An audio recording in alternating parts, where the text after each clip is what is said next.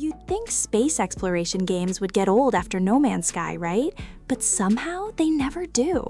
I'm Alice, and I've been digging through Switch and PC libraries looking for anything that scratches that same itch, that same feeling of landing somewhere new and having no idea what's out there. Some of these are chill, some are brutal, some are just weird. Let's dive into the list. Number 1 on this list is Subnautica, and honestly, it might be the closest thing to No Man's Sky's sense of dread and wonder combined. You crash on an ocean planet. No ship, no plan, just a leaking pod and open water in every direction. The deeper you go, the scarier it gets, and that tension is the whole point. If you're enjoying this kind of list, go ahead and hit like, subscribe, and drop your favorite game in the comments. It genuinely helps this channel grow. Crafting feels earned here, not just busy work, and every biome hides something that makes you regret going further.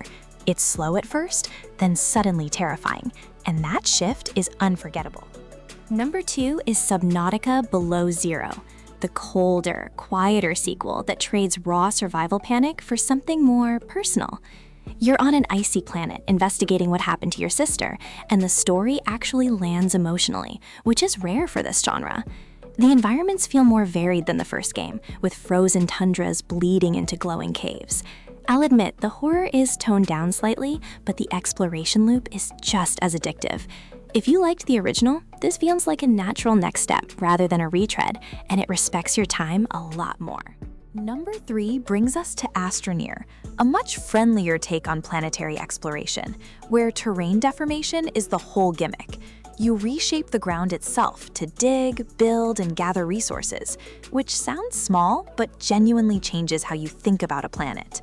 The art style is soft and colorful, almost like a kid's show, but the systems underneath are surprisingly deep once you start automating resource chains. It's one of those games I put on when I want something relaxing but still engaging. Co-op makes it even better, since building bases together never really gets old. Number 4 is the Planet Crafter, which flips the usual formula by making terraforming the actual goal instead of a side activity. You start on a dead, toxic rock and slowly turn it into something breathable, watching the sky and water change color as your progress ticks upward. It's oddly satisfying in a way few games manage, like watching a save file grow into a living world. The loop of gathering resources and expanding your base feels very familiar to No Man's Sky fans. I found myself checking my terraform percentage way more than I expected to. Number 5 is Valheim. And yes, it's Vikings instead of space, but the discovery loop hits the same nerve. You sail into unknown biomes, build bases, and slowly piece together a bigger mythological story through exploration alone. The building system alone could carry the game, but the combat and boss fights give it real stakes too. It rewards curiosity constantly, which is exactly what made No Man's Sky click for so many players. I still think about random longships I found half buried in the snow. It's proof exploration itself is the addictive part, not the setting. Number 6 is Raft, a simple premise that somehow never gets old. Surviving on the ocean with nothing but a floating platform and a hook. You expand outward, plank by plank, while scavenging debris and fending off very persistent sharks. Story chapters send you to abandoned islands that break up the loop nicely. It's got that same quiet tension of never quite knowing what's coming next across the water. I like how modest it starts and how absurdly large your raft can eventually become. Co-op turns it into pure chaos in the best possible way. Number 7 is Grounded, which shrinks you down to insect size in a suburban backyard, turning grass blades into forests. The scale trick alone makes exploration feel brand new again, even in a setting as mundane as a lawn. Crafting revolves around bugs and plants, and combat against spiders genuinely gets intense. It's got a surprising amount of story buried in audio logs and lab notes scattered around. I didn't expect a backyard to feel this dangerous, but it absolutely does. If you want exploration with humor mixed in, this one delivers constantly. Number 8 is Ark Survival Ascended, the modern rebuild of the dinosaur survival classic with much better visuals. You're stranded on an island full of prehistoric creatures you can tame, ride, and eventually use to explore further. The scale here is massive, with multiple maps, each offering wildly different biomes and threats. Taming your first flying mount and finally seeing the map from above is a genuine milestone. It leans harder into combat and taming than pure exploration, but the discovery still feels rewarding. Just know it can get grindy if you're not into that pace. Number 9 is Terraria, a 2D game that somehow contains more content than most 3D ones combined. Digging down reveals entire biomes, bosses, and secrets layered beneath the surface, like a buried world. It's less about planets and more about vertical exploration, but the addictive discovery loop is identical. I always forget how much is packed into this game until I start a new world again. Crafting trees branch out endlessly, and the progression never really surprises you. It's a genre classic for good reason. Number 10 is Minecraft, which honestly needs no introduction but earns its spot regardless. Every world is procedurally generated, every cave system unique, and the building freedom is basically limitless. It's less sci-fi and more sandbox, but that same thrill of cresting a hill into unknown terrain is unmistakably similar. I still get a small rush finding a new biome even after years of playing. It's the game a huge chunk of this genre owes its existence to. If somehow you haven't played it, this is the year to start. Number 11 is Deep Rock Galactic, a co-op mining shooter set entirely underground on alien planets.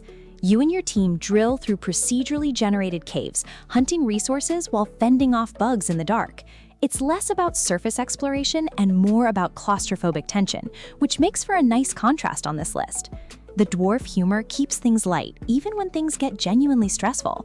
Every mission feels different thanks to random cave layouts. This one's best with friends, since solo mounds lose a lot of the chaos energy. Number 12 is Journey to the Savage Planet, a quirky first-person exploration game with a strong sense of humor. You're stranded on an alien world, scanning wildlife, gathering samples, and slowly uncovering a very silly corporate conspiracy. The tone is much lighter than most survival games, closer to a comedy adventure than a grim struggle. Traversal upgrades open up new areas gradually, which keeps exploration feeling fresh. I appreciated how short and focused it is compared to sprawling survival titles. If you want something bite-sized with personality, this fits nicely. Number 13 is Starfield, Bethesda's massive space RPG with thousands of planets to land on and explore. Unlike No Man's Sky, it leans much harder into narrative, factions, and voice-acted characters shaping your journey. The scale is genuinely staggering, letting you build ships, join guilds, or just wander distant outposts. Combat feels weightier here, closer to a traditional shooter than pure survival. Some planets feel emptier than others, and the ones with content are packed. If you want story alongside your exploration, this delivers it in a big way. Number 14 is Elite Dangerous, a space sim that leans fully into realistic scale and Newtonian flight physics. You pilot your own ship across an actual recreation of the Milky Way, trading, exploring, or fighting depending on your mood. It's slower and more methodical than most games here, rewarding patience over action. Docking at a station for the first time genuinely feels like an achievement. The sheer size of the galaxy is honestly a little intimidating at first. This one's for players who want space to feel truly vast. Number 15 is Everspace 2, a roguelite space shooter with surprisingly tight combat and gorgeous visuals.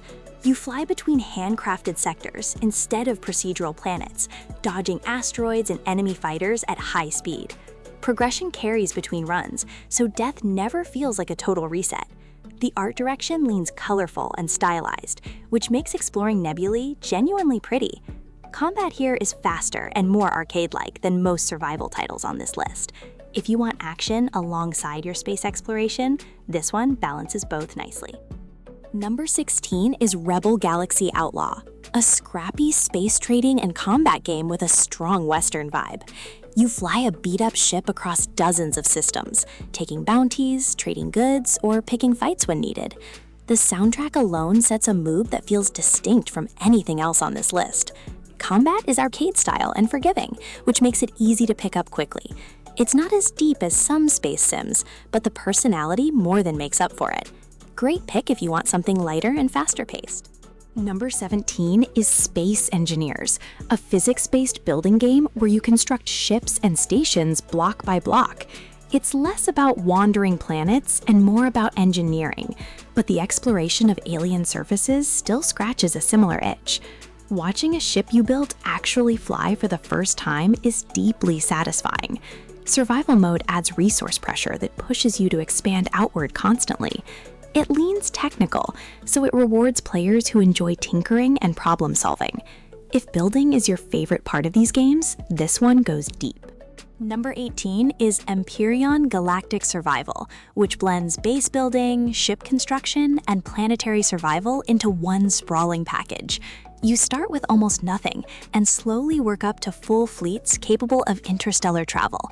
The scope is ambitious, letting you build everything from small outposts to massive capital ships. It's rougher around the edges than some polished titles here, but the depth compensates for that. I like how much freedom it gives you to just experiment. Fans who wanted more building control from No Man's Sky will find plenty here. Number 19 is Icarus, a session-based survival game where every expedition to the planet's surface actually ends. You drop in, gather resources, build a base, then extract before your window closes, which changes the pacing completely. The tension of a ticking clock makes exploration feel more urgent than most open-ended survival games. Wildlife and weather can turn a calm expedition deadly fast. It's a clever twist on the formula that keeps runs feeling fresh. If you like structure with your survival, this format works surprisingly well. Number 20 is Satisfactory, a first-person factory building game set on an alien planet full of resources to automate. It's less about wandering and more about optimizing sprawling conveyor belt systems across gorgeous terrain. Watching a factory you designed hum along smoothly is its own kind of reward.